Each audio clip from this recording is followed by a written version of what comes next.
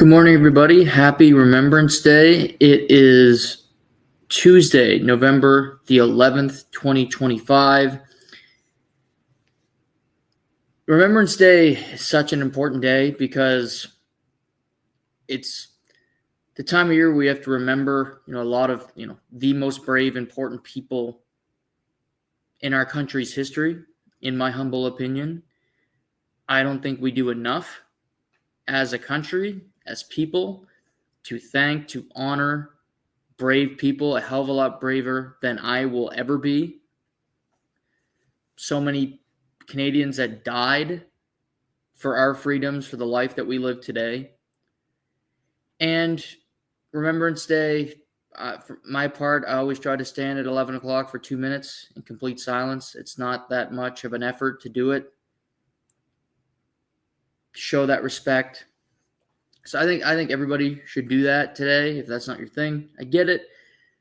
But Remembrance Day it's an important day. World War II, every world war. But I'm a history buff. I love watching. If you haven't watched, I know I've mentioned this in the podcast before. If you've never watched World War I or World War II in color, find it. It's a phenomenal watch. It's illuminating. You learn a lot about what happened and just how awful it was during these times. But thank you to every veteran, to every soldier who has fought for this country. You are honored every day, but in particular on this day for what you did. And as a fellow Canadian, I say thank you for your service and thank you for your sacrifice for those who unfortunately did not come home alive. Transitioning. Good to be back. I've been off for about 2 weeks, but we're back locked and loaded. Just been doing some personal things, but happy to be back with all of you today. There's a lot to dive into since we've last spoke. So many things have happened. We're going to talk this week's schedule. We're going to do a podcast today, obviously, and then I'll be back Sunday night as a regular scheduled after the NFL games. Next week, we'll get back into Tuesday. Next week, we'll do Tuesday, Friday, Sunday. So we'll get back to doing 3 shows a week, and that'll be the set schedule moving forward. But for this week, it'll just be Tuesday and Sundays because there's a work thing Thursday that I won't be able to be back in time to do the show. But we have a lot to dive into today. Before we get going, please like, subscribe, follow us on Spotify, Apple. You can find us on YouTube. All of our videos are there. So please subscribe to the podcast. Always appreciate the feedback. But where do we start? I'm going to start with football for a number of different reasons. Last night, Monday Night Football, I'm watching, and it wasn't the most entertaining of games, some might argue. Eagles, Packers at Lambeau Field, the cathedral of football in Green Bay, Wisconsin. And you had a defensive struggle, some good plays by defenses. Jalen Hurts, Jordan Love, both making mistakes, both fumbling. Jordan Love's fumble in the first half, just unforgivable, you might say.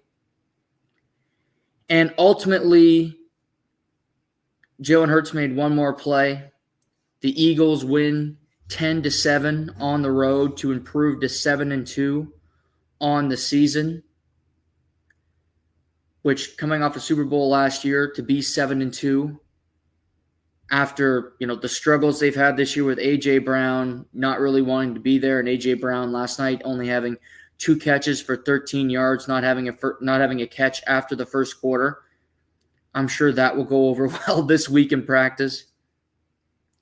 You had Saquon Barkley, who continues to have a a struggling season behind a battered offensive line for Philadelphia, a strength for them last year that's becoming much less of a strength with Lane Johnson, who's clearly playing hurt, Landon Dickerson, who's clearly playing hurt. They don't have an established center. That's kind of been a revolving door, that position. So there's lots to kind of look at Philadelphia and go, where do they go from here? What's going to happen with the Eagles? But they win, and that's the thing. They find a way to win. They find a way to make enough plays in the big moments. They go and beat a very tough, a gritty Packers team last night on the road, Monday Night Football. Jalen Carter and that defense made big plays, which they are very capable of doing. They get a turnover when they need a turnover to spark their team. So while I still have lots of questions and I look at them and I don't completely trust what they're doing, they're still the pace car in the NFC because they beat every good team that comes their way pretty much. And while I think the Rams are an elite team, we're going to talk about the Rams in just a minute, the Eagles find a way. They won last night. They covered the spread. They checked all the boxes last night, the Philadelphia Eagles. Green Bay has losses to Cleveland, Carolina, and Philly. So you can have an argument they have one good loss. The other two, absolutely not. But Green Bay is Jekyll and Hyde, their games. They're very hard to figure out.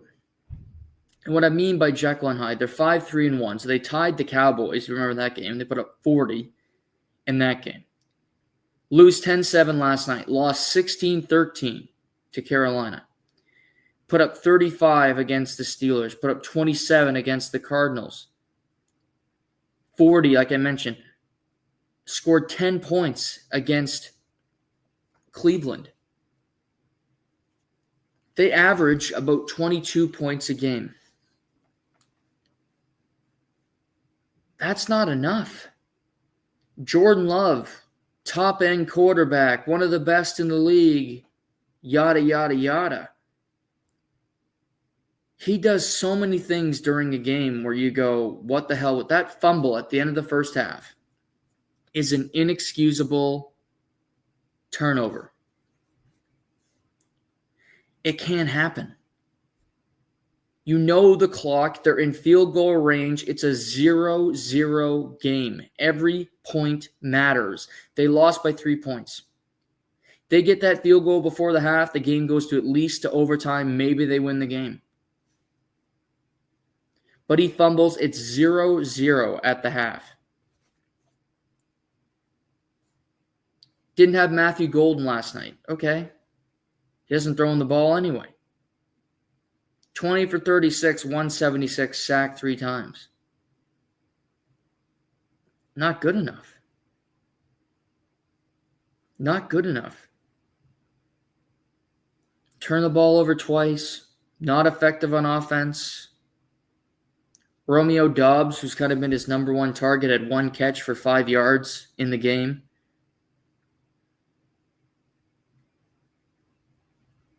Matt LaFleur's got to figure out a system for this team because their defense is really good. Adding Micah Parsons made all the sense in the world. They can attack quarterbacks. They are good at stopping the run like they did last night.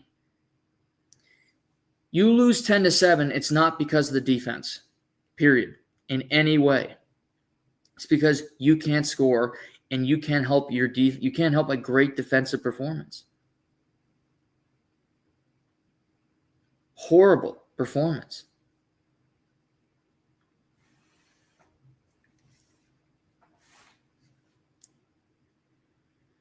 So the Eagles will have question marks all season long. There's still question marks about them, but they're 7-2. And they're in the driver's seat to win the NFC again, to be the 1 seed like they were last year and have the playoffs go through Philadelphia, which is a massive advantage. So while, yeah, sure, I have my questions and I don't love the way they run their offense.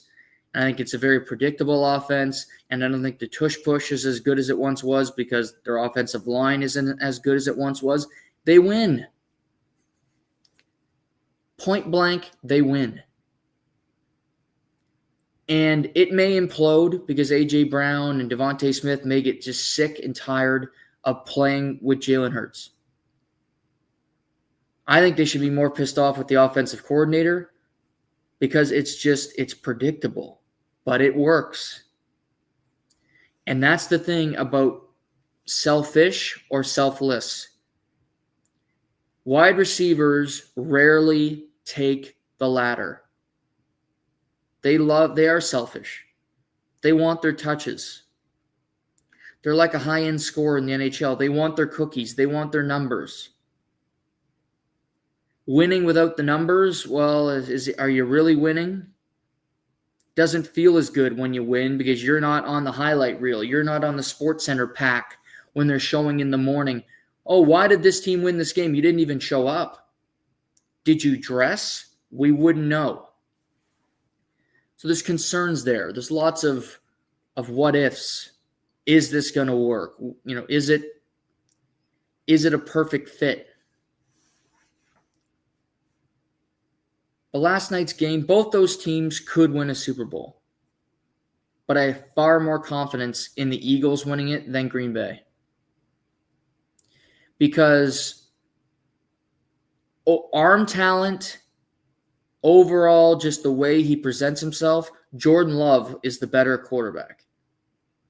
However, on the field, big moments, consistent, Jalen Hurts beats him every time. Jalen Hurts he's a winner. He finds a way, even when you think there's no chance they win this game, he does it. Jordan Love is so talented. But for whatever reason, it doesn't translate often enough for the Packers to be an elite team. There's two teams. You look at Green Bay and you look at Buffalo, who should be at the top of the sport, and they're not. Green Bay's 5-3-1. The Bills are 6-3-1. The Bills lost to the Dolphins in Miami on Sunday. It happens. Tom Brady used to lose in Miami every other year. It's hot. You're going from cold-ass Buffalo to Miami in 1 week. But you're also playing the Dolphins, who lost 31-6 to the Cleveland Browns. And yet you lost to that team. And it's a puzzling defeat. Puzzling. But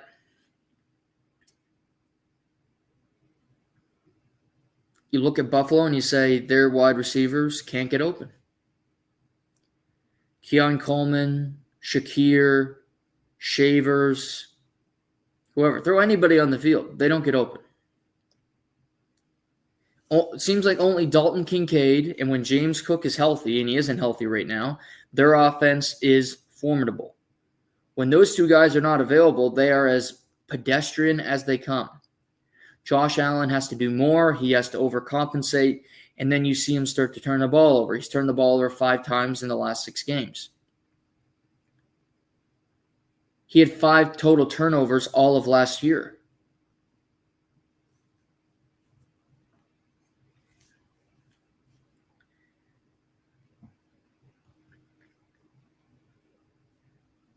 Their defense has always been an issue. It's never been elite by any means, but it was okay. The Dolphins ran all over them. They created big plays. Their offense couldn't generate anything. They turned the ball over. I still think the Bills could be a Super Bowl team, but the Patriots in their own division have surpassed them. Patriots are 8-2. Patriots won in Buffalo this year. They won in Tampa Bay on Sunday. 2 really good wins. 2 wins against last year's division winners. The Patriots have now swept the NFC South this year. Drake May is top 3 odds to win MVP. He throws such a nice deep ball, and it doesn't matter. It could go to Mac Hollins, to Kyle Williams, to Stephon Diggs with a beautiful toe tap touchdown at the end of the first half. The coach trusts him. The team trusts him. He's great, Drake May. Smarter, not taking as many hits as he did last year. And the Patriots are now 8-2, leading the AFC. And they got to play the Bills one more time, although they beat the Bills in the first meeting. We look at the Patriots 8-2. Play the Jets this upcoming Thursday night. I wonder if they'll win that game. At Cincinnati, unlikely Joe Burrow will be back for that game. New York Giants, Monday Night Football, bye week. Then they play Buffalo, at Baltimore, so 2 tough games. But then they close with the Jets and the Dolphins. If they can split those Bills-Ravens, say they lose one of those 2 games, I think they could win both of them, but say they split. They go 14-3. They win the AFC. They're the number 1 seed, and the AFC runs through New England. They will be favored. They are favored against the Jets because we're going to talk about the lines in a bit. They'll be favored even though Cincinnati's at home, New England will be the favorite in that game by at least 3.5 points, maybe more. They will be favored at home against the New York Giants. They might be favored at home against Buffalo. At Baltimore, might be a slight dog, but they're in every game. So we very well could be in a place where Kansas City, Buffalo, Baltimore are all playing wildcard weekend while New England is sitting at home, waiting for whoever comes out of it. Denver is right with them. Denver has the same record as the Patriots. But I trust the Patriots a hell of a lot more than I trust the Denver Broncos. And they win games, but it's not an inspiring way that they win games. And yeah, Thursday nights are weird where they beat Vegas last week, but still it's Vegas. I don't give a shit if you're at home. It's a Thursday night. Bad Vegas team, but that offensive line is putrid. But my larger point for Buffalo is you had a window to go win a Super Bowl, and you didn't. You never got to a Super Bowl. Got close against Kansas City, a couple tight games, no shame in that, but you never got to a Super Bowl. You never lost a Super Bowl. It didn't happen. And now you have New England, who's in your division, who's saying, look out. You had the division for 4 years. We took a break. We reloaded. We have a competent coach now. We don't have an old guy who's, fucking a 21-year-old. We don't have Gerard Mayo. Vrabel is dialed in. We got a quarterback who can flat out play. Let's see what we can do. Interesting spot for Interesting spot for the Buffalo Bills. They're going to be a playoff team. I don't doubt that. They have a tough game this upcoming weekend against the Tampa Bay Buccaneers.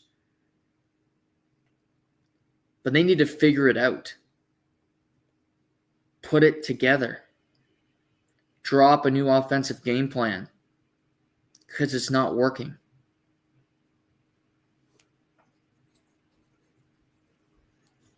Okay. News yesterday out of the NFL. The New York Giants fired Brian Daboll. Daboll was in his 4th season with the team as head coach. First year, they went 9-7, made the playoffs with Danny Dimes. Great season. They paid him a bunch of money. Year 2, not very good. Missed the playoffs. He's banged up. Last season, they released Danny Dimes around this time of the season. He goes to Minnesota. They play backups the rest of the year, and they finished 3-14, the worst season in team history. They draft Jackson Dart. They draft Cam Scatterbo. They have Malik Neighbors on the roster. But this year, Neighbors tears his ACL and MCL. Cam Scatterbo dislocates his ankle. And I would make an argument, worst of all, Jackson Dart, the next quarterback, the guy they love, has played 7 games. And he's been in concussion protocol 4 times. 4 times in 7 games. In those 7 games, Jackson Dart has ran the ball 29 times. 15 of those have been design quarterback runs. Brian Daboll creates the offense. He's not just a head coach. There was also the incident this year where Jackson Dart was in concussion protocol, and Brian Daboll entered the medical tent to see if his quarterback was able to come out. A clear breach. You cannot do this. He was fined, I think, $100,000 for this, but it broke rules. You can't go in there and try to, swindle the doctor to say he's good to go, he can play. And after the 3rd straight season where they started 2-8, the Giants fired Brian Daboll yesterday.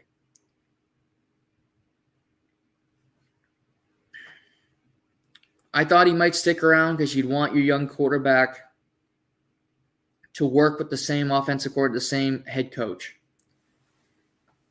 But I understand the decision. He keeps getting killed, and you have to protect your asset. You have to protect Jackson Dart from himself. He's a young quarterback. He doesn't know any better. But you're the adult. You're the coach. You have to protect him. And quite frankly, they haven't. He's a risk for injury all the time. All the time. And it continues to happen. They've had 3 games this year where they've led by 10-plus points in the 4th quarter. They lost all of those games.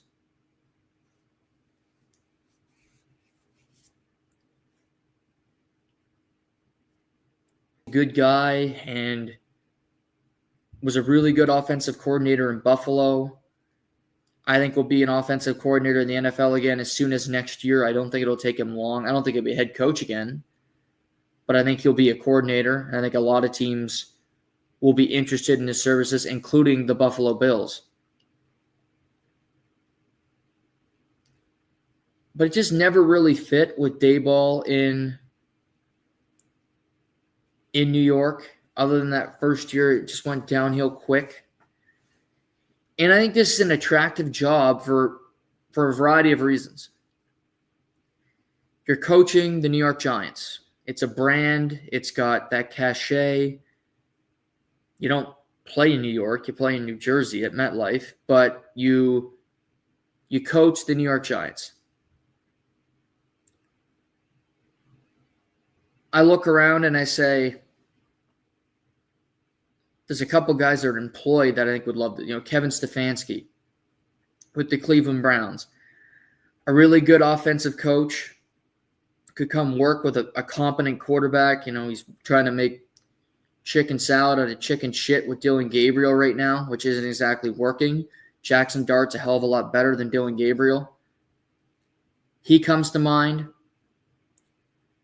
If John Gruden was ever to come back to the NFL, and I don't think that's a sub-zero chance, I hear John Gruden talk about Jackson Dart, and he loves him, loves the way he plays, his competitiveness. So I think that would be attractive. John Gruden in New York. Oh, wouldn't that be just fireworks? Those are two names that come to mind for me. I think you need a good offensive mind to work with Jackson Dart that you believe is going to stick around. You see Ben Johnson. It's working between him and Caleb Williams. The Bears are 6-3. Kevin O'Connell, the Vikings are not going to let him leave, but Kevin O'Connell's a really good offensive coach in Minnesota. Joe Brady, people like offensive coordinator, but I don't think the Giants are going to bring him in. They already hired a former Buffalo Bills offensive coordinator with Daboll, and clearly it didn't work out well enough. So I don't think that'll be the route that they go on. I think there'll be a lot of guys lining up to be interviewed for this job because it's a good job. And you got a quarterback, and you got good young skill players who hopefully will be healthy by the start of next season. By the time training camp comes around, Cam Scatabo, Malik Neighbors, both will be there, healthy. Jackson Dart hopefully will be healthy as well. Like Mike Kafka is the interim head coach for the remainder of the year. He's probably not going to be on the staff next year. Now, I think he cares about the well-being of Jackson Dart because I think he's a former quarterback and I think he is a good guy. But if I'm ownership, if I am management, Joe Shane, the GM, top priority is protect Jackson Dart. Enough design runs.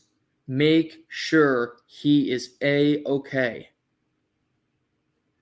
If Jameis Winston has to play a few games in the last couple weeks, who cares?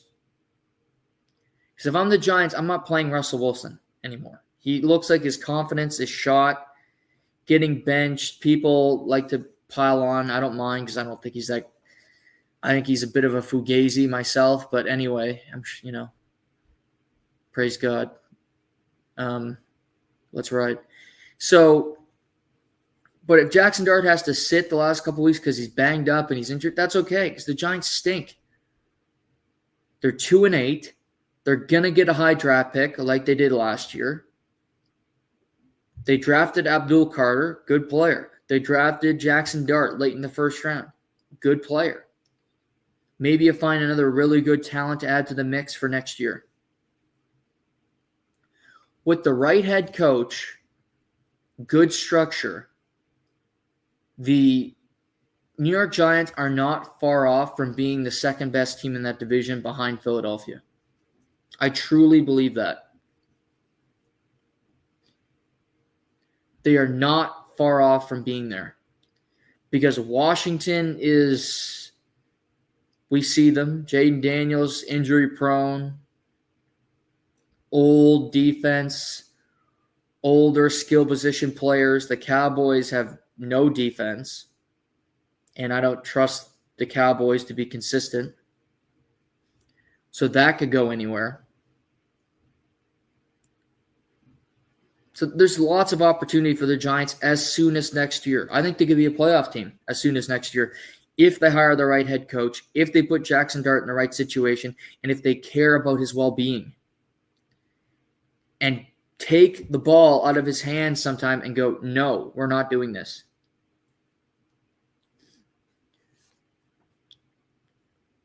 Bring in Robert Griffin III to talk about taking too many hits, about not sliding, about it ruining a career. It did for him. So Brian Daboll will be back coaching in the NFL, again, in an offensive coordinator position. He just wasn't a head coach. It never worked out with the Giants. And see Daniel Jones, he's playing pretty well in Indy for the most part. Reverse record. They're 8-2. Giants are 2-8.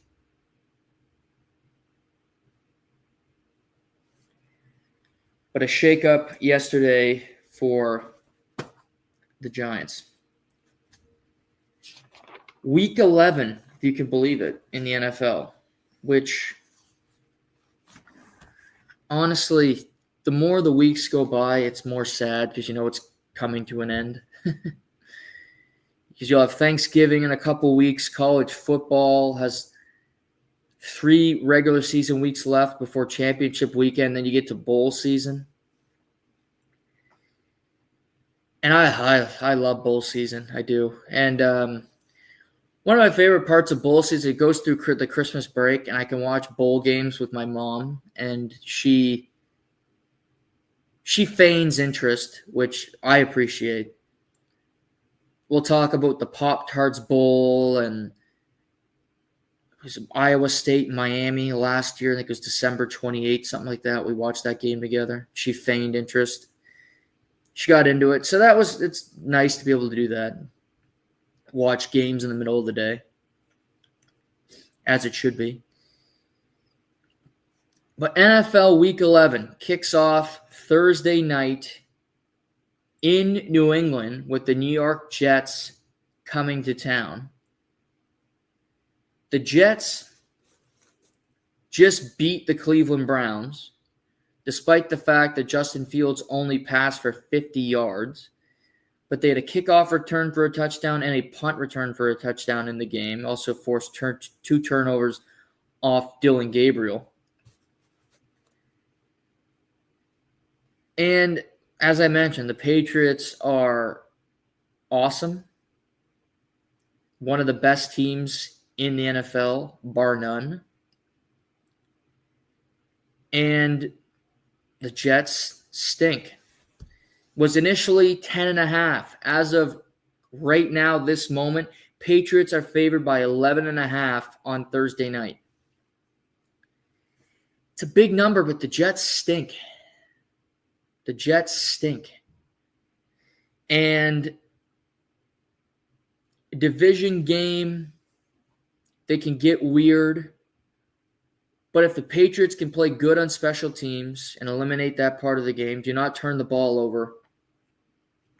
Patriots can score 30, 40, doesn't matter. The Jets traded away Quinnen Williams. They traded away Sauce Gardner at the trade deadline, so their defense isn't as good as it was. I like the Patriots and the points. I'm taking the Patriots and the 11.5 to cover and win on Thursday night. Improve to 9-2 as they keep chugging along on a great season. We have a final international game. It's in Madrid at the Bernabeu. The Washington Commanders, otherwise known as the Washington football team, are heading over to play the Miami Dolphins. Poor Madrid did not get a good game.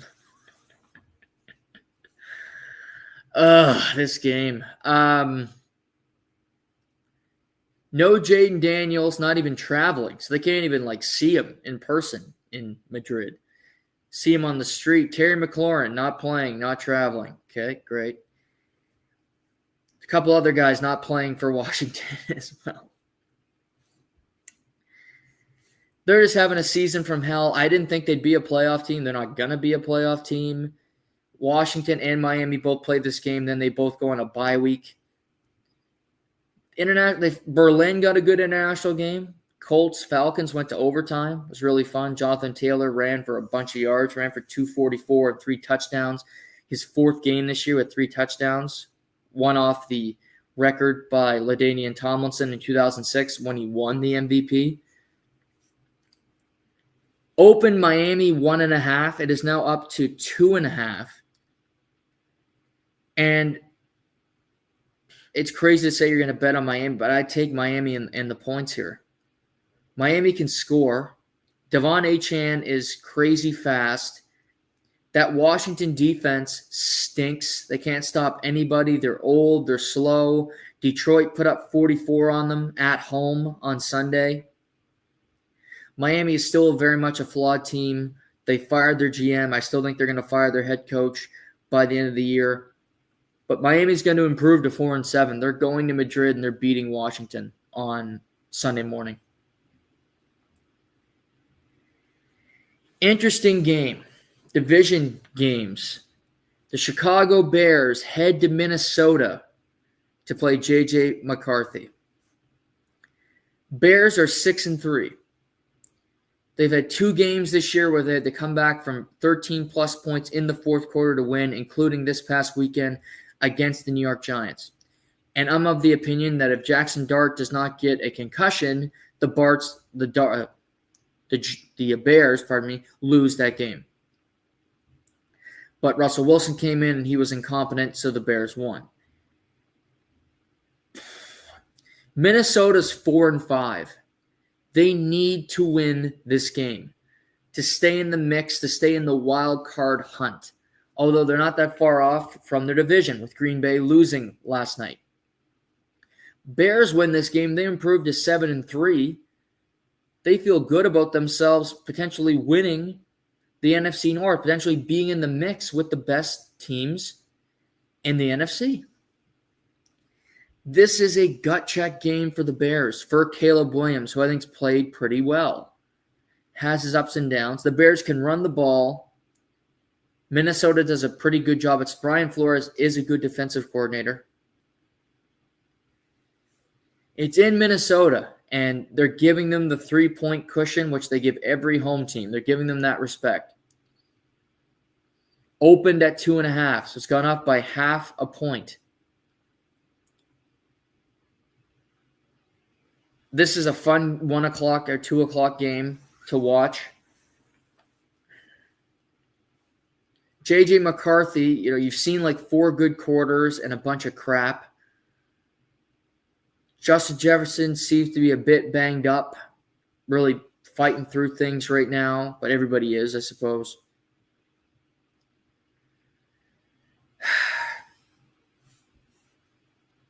I predicted the Bears would make the playoffs, and I want to be right. I do really want to be right. And I think they're a good enough team to make the playoffs because the NFC is top-heavy as bleep. I'm going with the Bears +3 on the road. They just won a game in a snowstorm. We're in a dome, no elements. Caleb can paint his nails, play against that defense.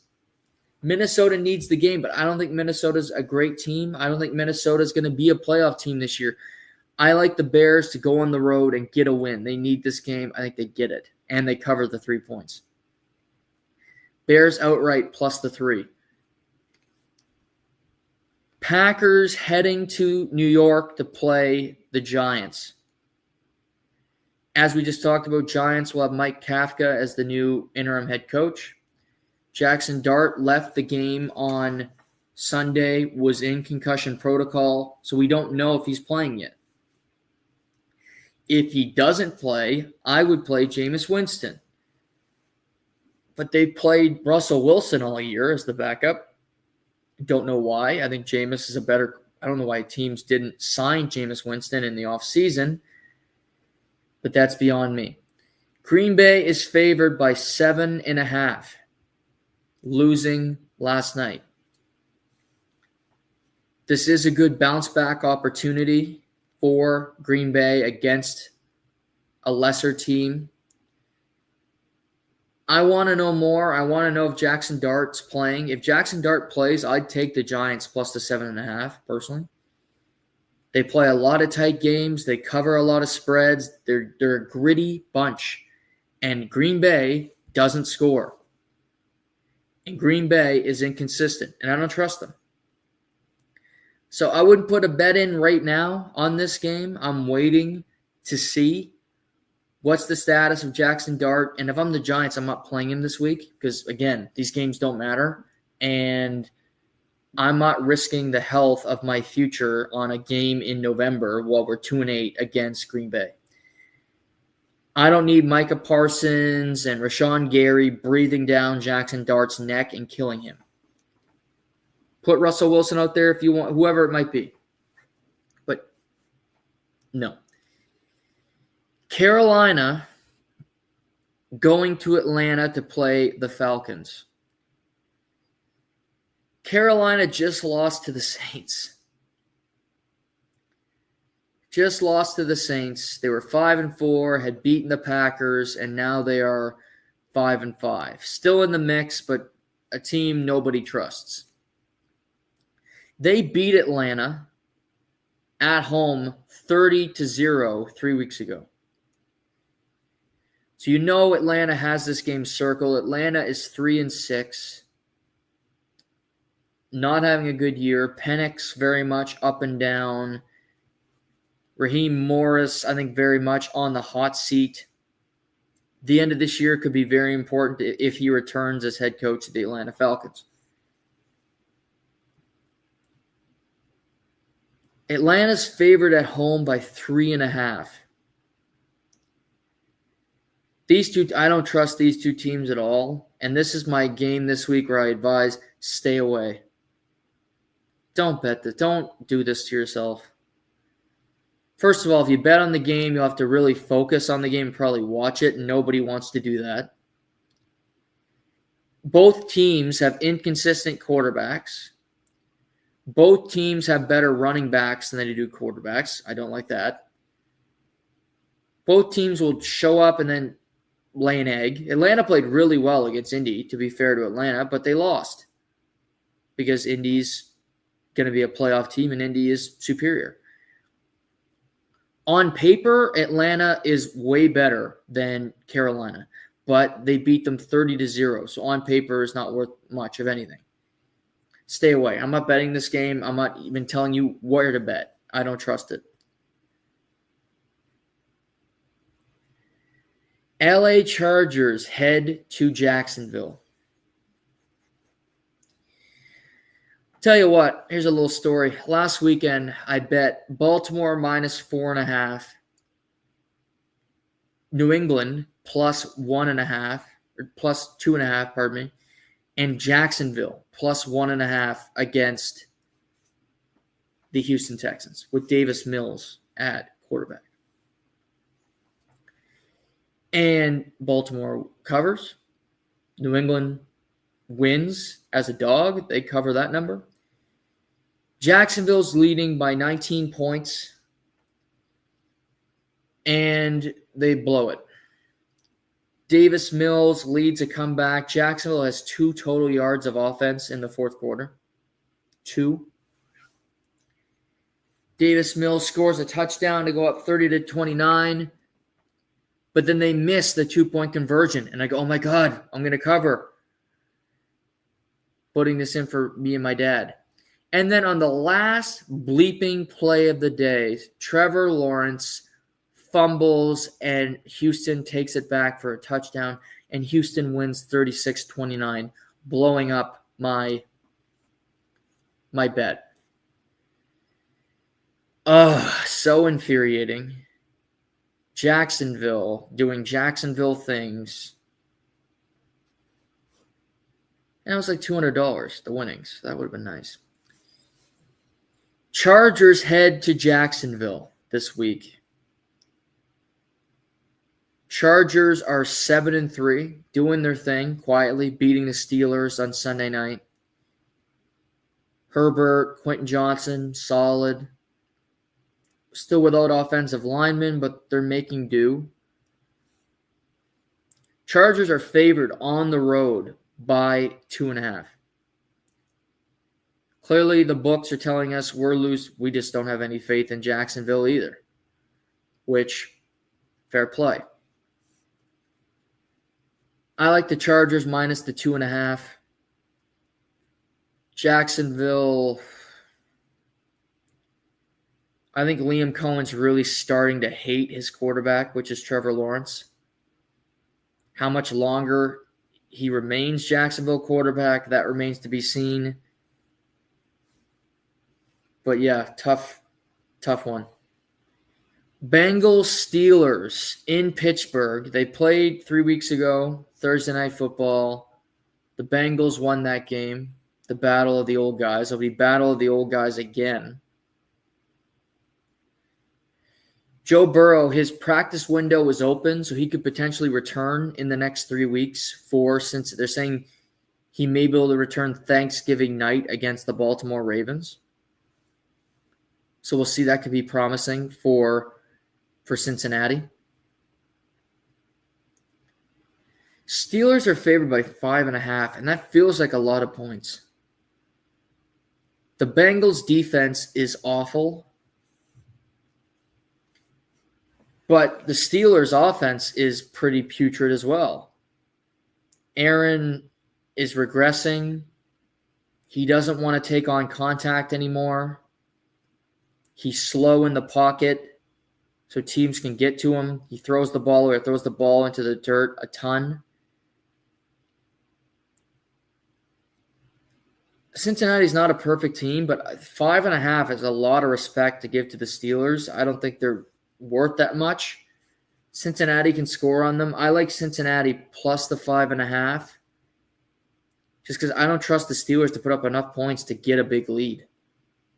I expect Cincinnati to hang around in this game, be involved in a wild and wacky NFC North. Great 1 o'clock game. Tampa Bay heading to Buffalo. Tampa Bay losing to New England at home last Sunday. They now head to play Buffalo. Buffalo losing in Miami.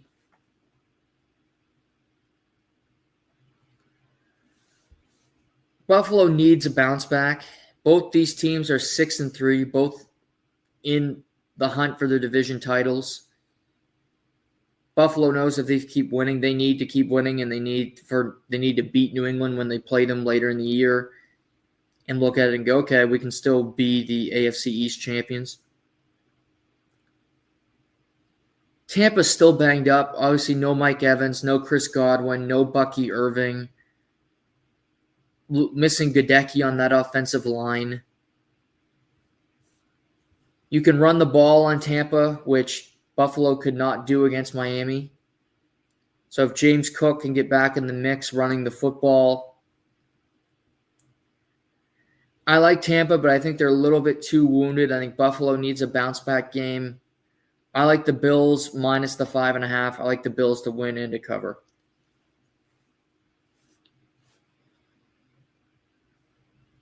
Houston, Tennessee. Ugh. We don't know if C.J. Stroud's playing yet. Tennessee coming off a bye. Tennessee at home, and they're a 7.5-point underdog. These division games are always weird. Houston's still in the hunt-ish to be a wild card team. Won't be winning that division, but they could potentially be a wild card team. So they do have something to play for. I'd probably take Tennessee, but I wouldn't bet this game. Later in the day, we got some marquees. Some great games. Seattle heading to play the Rams.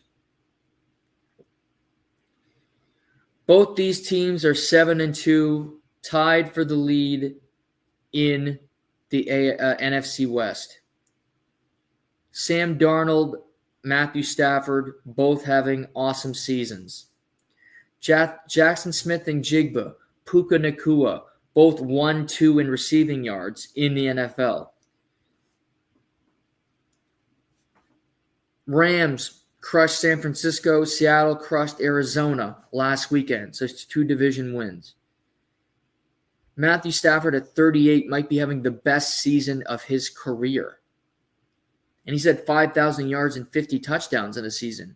But he did it in Detroit, and they didn't make the playoffs. Who gives a shit? This Rams team, to me, when they're playing at their best, is the best team in football. Better than the Eagles. Better than the Chiefs. They'd have everything you want. Seattle is right there, though. Seattle's defense has vastly improved. Sam Darnold is playing the quarterback at a very high level. Kenneth Walker, Zach Charbonnet, both really good running backs that they can mix in, give them both carries, and they're productive. Cooper Kupp, Jackson Smith and Jigba. They have about 3 tight ends that they use regularly. Devontae Adams, Puka Nacua, and again, tight ends galore for the Rams. They had tight ends catch 3 touchdowns last week against San Francisco. This is the game of the week for me. If I can only pick one game to watch, I'm picking this one. Rams are at home. Vegas is favoring the Rams by 2.5. I thought it might be 1.5 because these teams are very close. The Rams don't get a great home field advantage because there's not that many fans in Los Angeles when it comes to football. But I'm taking the Rams minus the 2.5.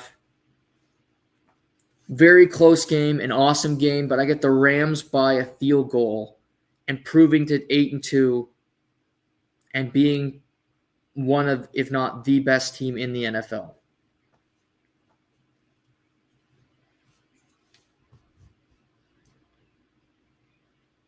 San Francisco, Arizona. San Francisco's a 2.5-point favorite on the road in Arizona. Sounds like Mac Jones is going to start again. To me, I said Mac Jones, Brock Purdy, not a huge difference. San Francisco's so wounded. They're so beat up at this point. Their defense just couldn't stop the Rams the whole day. Mac Jones played well. He threw 3 touchdowns, threw for over 300 yards. Just didn't matter. Every time the Rams touched the ball, they scored a touchdown. Arizona's a bit different. They're not as talented. San Francisco, they know if they keep winning these games that they should win, they can be a 7 seed this year. In a year where they lose everybody, they could still be a playoff team. They're 6-4. They got at Arizona. They got Carolina on Monday Night Football. And then they go at Cleveland before a bye week where they play Tennessee, at Indy, tough game, host the Bears, and then they close home to the Seahawks. These next few weeks are super important. You win your next 4, you get to 10 wins already. 10 wins in the NFC probably gets you in. That game against the Bears could be huge. That could be a game for a playoff spot. But you're going to play 4 straight games against teams that aren't going to make the playoffs. Overcome those games. Win those games that you should win. San Francisco, despite the fact that they've had a disastrous season health-wise, you are a playoff team this year. A big accomplishment. They can still do it. I got them winning this weekend at Arizona, and I got them covering the 2.5. Kansas City heading to Denver, Colorado. The 5-4 Chiefs are favorites on the road against the 8-2 Broncos. Favored by 3.5 against the 8-2 Broncos. Kansas City needs this game desperately because they're a fringe playoff team right now. Slow start, didn't have players. They lost, games in there. You lose to Jacksonville. They lost to Buffalo. You need to win.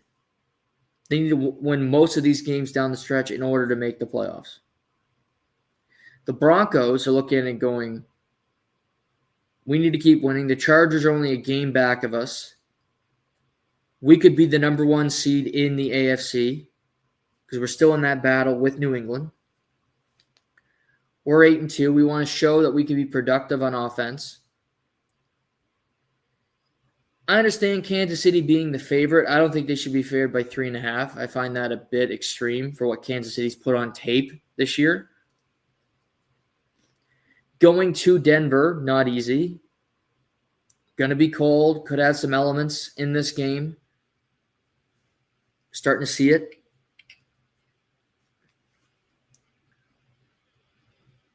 I like Denver plus the 3.5. And I would lock that in because I think it'll only go down. If you can get the number at 3.5, I like the 3 and a hook. Kansas City very much could win this game. It wouldn't surprise me. But because I think at their best, Kansas City is better than Denver. I know Patrick Mahomes at his best is better than Bo Nix. But that's not the question. It's can Denver cover? To me, they can. So I like Denver plus the 3.5 at home against Kansas City. Baltimore heading to Cleveland. Baltimore's favored by 8.5. Baltimore laying the points on the road. Cleveland is.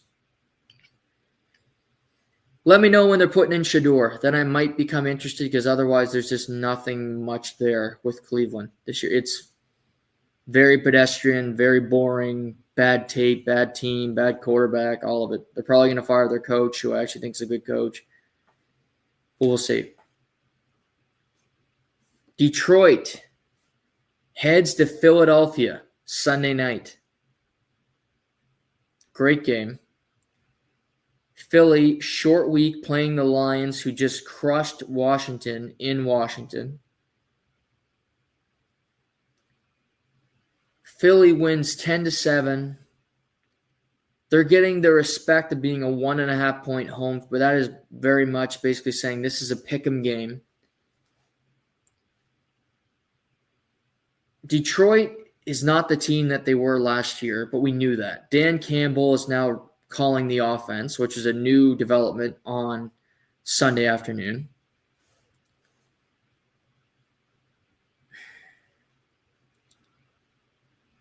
Awesome game. I love that it's in prime time. Really important game because you have Detroit and Green Bay and Chicago all battling for the NFC North. You have Philly, who could still be the number 1 seed in the NFC if things go their way and they play good ball down the stretch here. In Philly, I'm going to take the Eagles minus the 1.5. I didn't take them last night. I told my sister to take Green Bay. Stupid of me. I should know better. But you got Detroit at 6-3. Detroit at the Eagles. They play the Giants the following week at home. Then they play the Packers on Thanksgiving, and that's the 2 o'clock game. It's an awesome 2 o'clock game. God, that's a good 2 o'clock game now. At the Cowboys, they got the Rams, Steelers, Vikings. Detroit's got a tough schedule coming up. But I think the Eagles are better than Detroit. A little bit better, just all around. And we close out the week with Dallas heading to Vegas. This is not a good primetime game. But they're not going to move it because Dallas is in it, and Dallas puts up a good number, and you get to send everybody to Vegas, which I will never complain about because I love Vegas. Dallas is favored by 3.5, and I would keep that. Dallas will win this game. Dallas, a 3-5-1 Cowboys team who are still kind of sort of in the mix, but nobody believes are in the mix. So we'll see with Dallas. But yeah, I got Dallas coming off a bye, playing in Vegas on Monday. Week 12 next week. The following week, week 13, that's the American Thanksgiving week, where the Thanksgiving slate is Packers-Lions at 2 o'clock, which I said, awesome game. Kansas City in Dallas, still fun because Kansas City will need to win that game, and Dallas is always on Thanksgiving, so you know what's coming. And then Cincinnati-Baltimore, where Joe Burrow could make his return, which makes the game more spicy, but also the Ravens will need to win that game. 100%. The Ravens will need to win that game if they want to win the division, to stay in the mix, all that fun stuff. You also got a Black Friday game, 4 o'clock in the afternoon. Bears in Philadelphia to play the Eagles. Thanksgiving week. A lot of fun. A lot of fun games. But yeah, should be a good NFL weekend. College football as well. You got some fun matchups. Michigan playing Northwestern at Wrigley Field a Saturday afternoon. 1 o'clock kick. Love that. They're doing the Fox Big Noon kickoff from Wrigley Field in Chicago. That's freaking cool. Notre Dame playing Pitt. College game day going to Pitt for the first time in 20 years. Cool development. Both Notre Dame, number 10 ranked team in the country. Pitt, the number 24 ranked team in the country. Also, you got the schedule. Iowa playing USC, two good teams. Oklahoma, Alabama, Texas, and Georgia, the nightcap. Huge game for Texas. Texas can win that game. They're probably making the college football playoff. They lose that game, it basically eliminates them from contention. Huge matchup in Athens. Big showcase for Arch Manning, who's had an up and down year. It started off very rough in Ohio State. It's had its trials and tribulations, but a great kind of sports football weekend upcoming. So looking forward to that. We're going to talk some hockey towards the end here, but I want to talk about the UFC. Haven't talked UFC in a bit. UFC has a really big card this upcoming weekend at Madison Square Garden. It's always big when it's at MSG. It's a phenomenal card. The second to last pay-per-view before UFC leaves ESPN, otherwise known as the Mothership, and goes to Paramount Plus in the new year. UFC's had some betting scandals lately. They've had some referee issues, so it hasn't all been positive for Dana White in the UFC. But these MSG cards are huge. John Jones beating Stipe Miocic. Alex Poatan Pereira made his UFC debut at Madison Square Garden. Alex knocked out Israel Adesanya in MSG pay-per-view. Kamaru Usman, Colby Covington 2 in an awesome grudge match between those two guys that will be remembered forever. Zhang Wei Li becoming strawweight champion for the first time happened. And now, this weekend, we get a main and co-main where two fighters are moving up weight classes trying to become champion. The main event, you have Jack Della Maddalena of Perth, Australia, facing Islam Makhachev, the former lightweight champion who vacated his title to move up to try to become the 170-pound champion. Jack won the title against Bilal Muhammad in May in Montreal, La Belle Province. Islam last fought in January, vacated the title in April, where Ilia Topuria became the champion of the world. Islam is not a big guy, but he's moving up in weight. I've seen pictures of him. He does look shredded. But he said he's had a hard time putting on weight because he walks around at about 170 pounds. And Dustin Poirier talked about this, saying, well, he never went up to 170 because he wouldn't have to cut weight. He'd be fighting in his natural weight against guys that were a lot bigger than him. Jack cuts weight. Jack weighs in and around 200 pounds outside of the cage, so he's cutting 30 pounds. Jack proved in the fight against Bilal. Bilal has trained with Islam lots. That he has good takedown defense. He's a very solid boxer. And he's just a tough SOB, Jack Della Maddalena.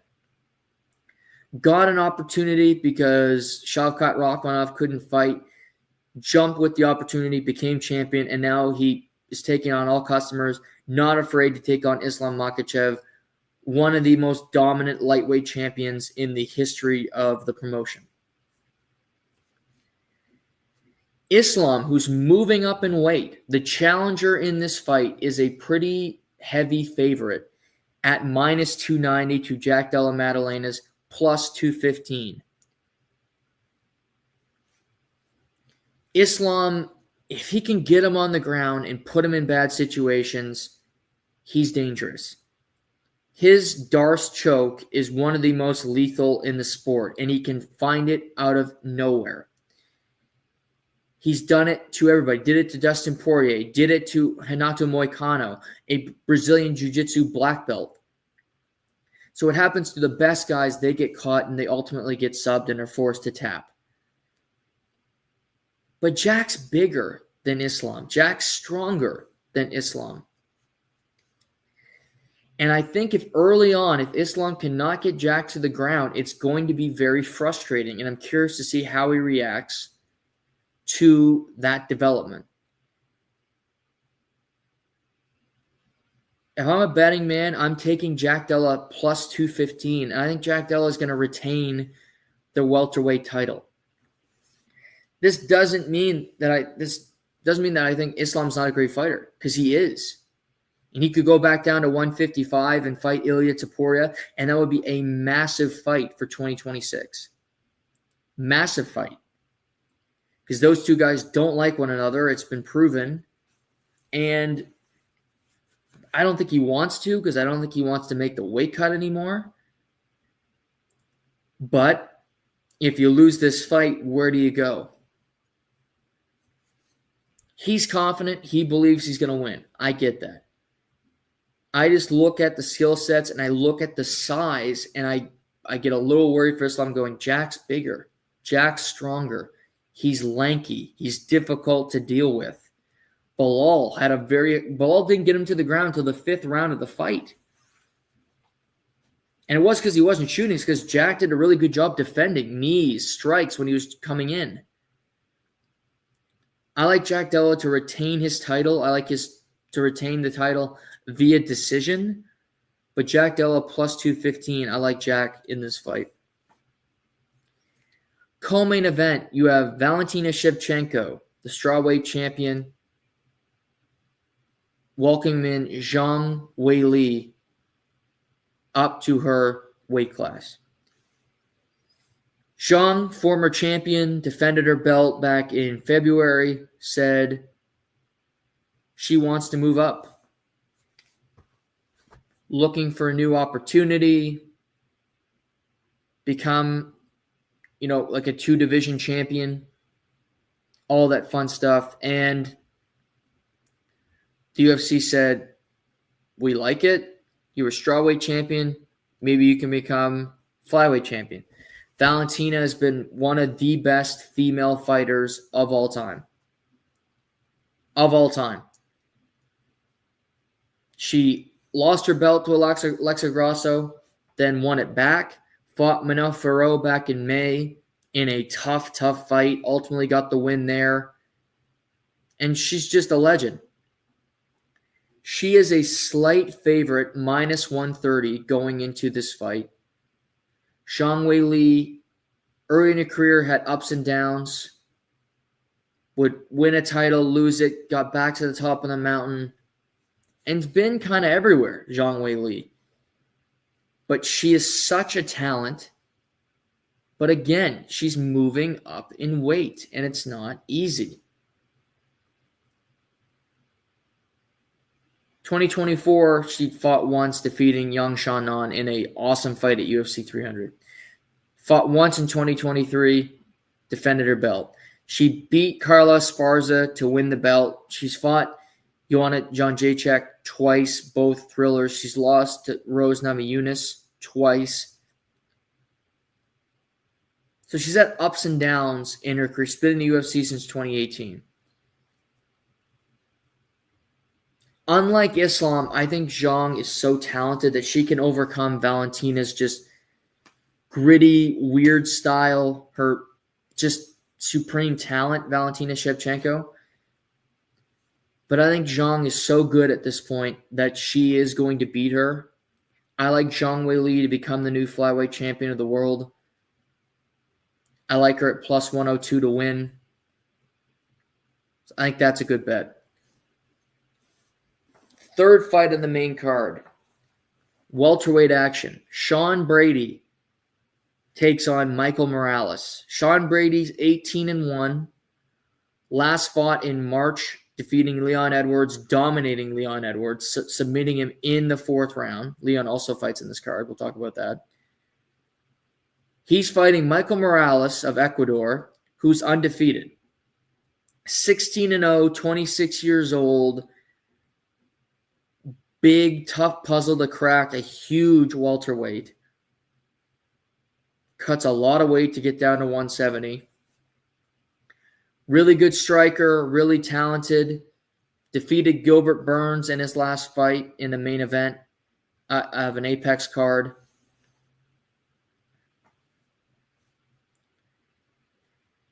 Sean Brady knows he's really close to a title shot.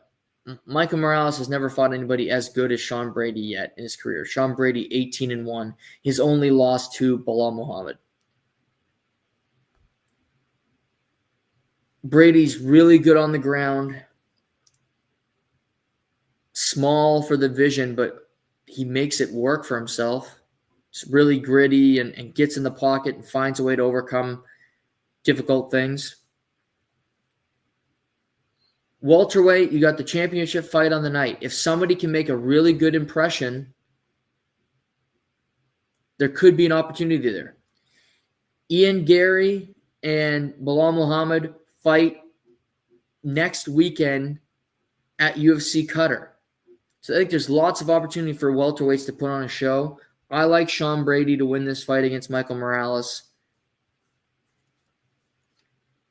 Next up, you got Leon Edwards fighting Carlos Prates.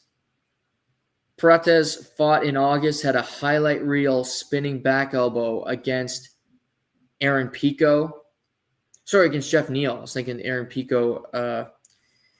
Aaron Pico against another Brit. Another Brit knocked him out in that fight. I'm trying to remember now. I forget, but there was two back-to-back spinning back elbows. Carlos Prates knocked out Jeff Neal spinning back elbow, which was nasty. He fights Leon Edwards, former champion, who, got dominated pretty thoroughly against Bilal, then gets destroyed against Sean Brady. Two wrestlers, but now he gets a striker in Carlos Prates. His best chance to win a fight is against a striker. Prates minus 210, Edwards plus 162. This one could go either way. I like Prates to win this fight. I think he's a little more crisp. I think Leon is heading towards the back nine of his career. Was a great welterweight champion. Was in some good fights. Defeated Kamaru Usman twice, which is a massive achievement. Not many people can say they've done that. But yeah, I like Prates to go out there and defeat Leon Edwards. Then you got Beneil Dariush and the God of War, Benoit Saint-Denis, in the curtain jerk, if you will, to start off the pay-per-view. 2 ranked lightweights, Dariush coming off beating Renato Moicano. Dariush beating Renato Moicano. Saint-Denis defeating Mauricio Hufi back in September in Paris. Saint-Denis won 2 in a row via finish. To me, he's riding high. He's found that confidence again. That loss to Moicano, it really kind of stifled him, but I think he's found his game. I like Saint-Denis to win this fight, and I like Saint-Denis to win this fight via finish.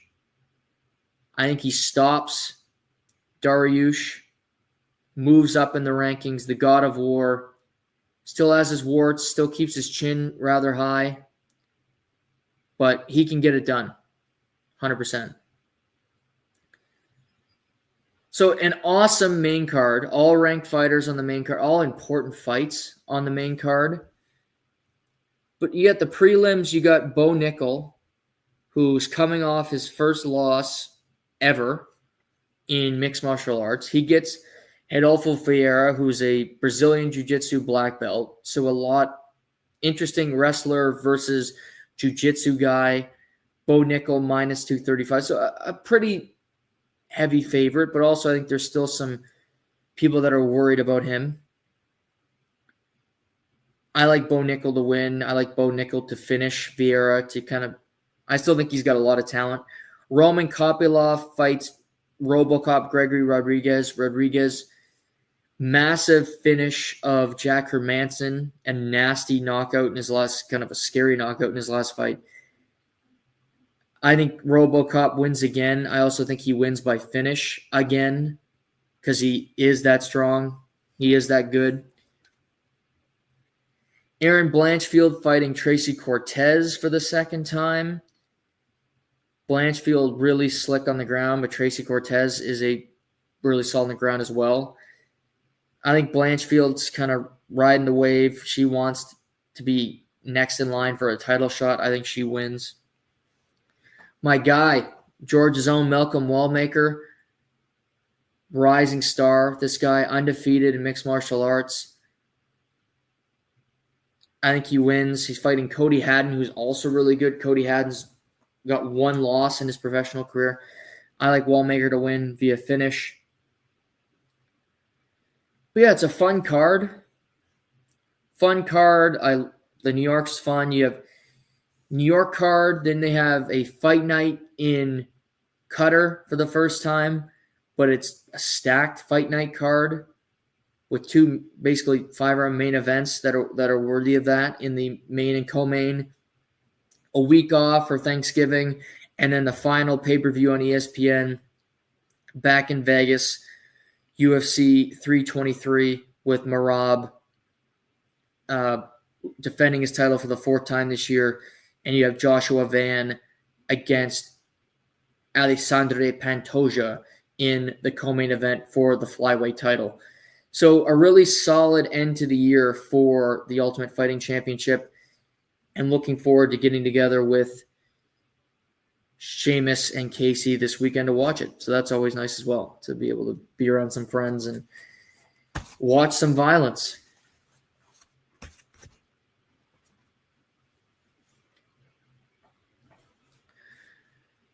Okay, we're going to talk hockey next week. We'll get into more in depth. It was a lot of football to get through, and then I wanted to talk some UFC today. We're already, an hour and 20 minutes in, and want to be off before 11 o'clock so that we can all stand for the 2 minutes of silence. But I just want to say the youth movement in the NHL has been a lot of fun to watch. Macklin Celebrini, Leo Carlson, Connor Bedard, Spencer Knight, Cutter Gauthier. They've all been awesome. Matthew Schaefer. These young kids are coming in and dominating. McKinnon leads the NHL in scoring because he had 9 points in 2 games over the weekend against Edmonton and Vancouver. Crazy. But Celebrini, Bedard had 4 points in a Sunday afternoon matinee that probably nobody knows happened because the NFL was going on, but they went to Detroit, beat Detroit. He had 4 points. They won 5-1. So he's dialed in. He looks so confident playing. Celebrini and the Sharks have the same amount of points as the Toronto Maple Leafs after 16, 17 games. If you can believe that. After San Jose's start where they didn't have a win until their 8th game of the year. They have the same number of points, but it's William Eklund, Will Smith. These guys are producing for San Jose. Nedeljkovic and Askarov both playing pretty good net for the San Jose Sharks as well. So that's been nice to see them have decent goaltending, a decent team to put out on the ice. The Leafs are struggling, as we all know. They don't defend. They don't move the puck well. They're slow. But hey, Nick Robertson's on the second line, so there's that. Happy to see that. Happy to see little Nicky get an opportunity. But they got Boston again tonight in Beantown. Is that we'll talk more. We'll be back on Sunday night after the NFL games. We'll also talk some hockey on Sunday night. But it was great to be back today. Enjoy doing this. Enjoy chatting with all of you. As I mentioned off the top, please like, subscribe, follow us on social media, wherever you social media, Apple, Spotify, wherever you get your podcasts. You can find us there. Thank you all for hanging out today. Have a great remainder of your Remembrance Day, and we'll talk to you again on Sunday evening. Until next time, I'm your host, Noah Warren, and this is the Live and Learn podcast.